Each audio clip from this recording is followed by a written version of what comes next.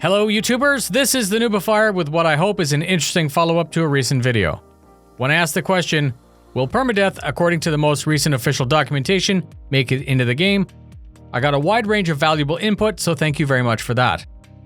My hope with videos like that are to generate discussion and to receive your perspective.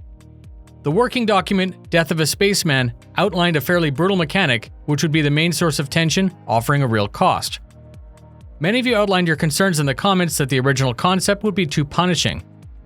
The aim of the mechanic, according to Chris Roberts, is to simply add cost in choosing poorly. At what point would that go too far? Going too far would drop the interest after launch and kill off the player base, but the idea of cost needs to be part of the game. The idea of 10 lives before you die was introduced. If you choose badly, you may survive unless your character takes so much damage that you can't survive. This approach is also very good for medical gameplay.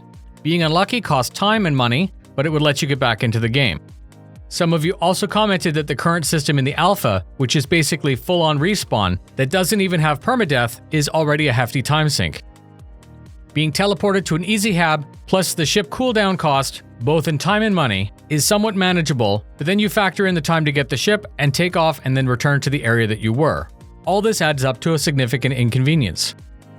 Many people have many ships, but if that was your only ship, dying is pretty much a claim the ship and then log out for the night scenario.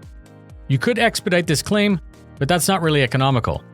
I suppose my concern is then, once more things like medical and eventually permadeath are added, what would the total time sink look like? You can top all that off with the occasional funeral, and then some players might be too scared to actually play, and then, Star Citizen fades away except for the most truly diehard. The development team wants Star Citizen to last 10 years, and so do I. The time sink has to be balanced or a large part of the player base might just move on and choose something else. The second part of this video is a very simple question. In what hardcore universe would anyone elect to fly a ship without an ejection seat? If we're trying to simulate the fear of loss of life, what nutjob pilot would agree to take that risk further for nothing? Drake is said to be a no-frills company, but even the most basic car company has seatbelts, airbags, and some assurance of safety. I get that the idea works in Star Wars. TIE fighters win by masses, and it's really funny because they're the bad guys and is seen as disposable by their leadership. As much as I may like a particular Drake ship, I believe this limitation would limit where I could and actually would use it. The more I think about it, I'm pretty sure I'm going to cash out of Drake and never own one.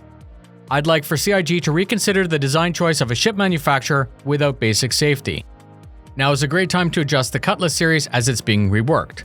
CIG, can you please add the required item port and animation to allow players to pay for and install an ejection system?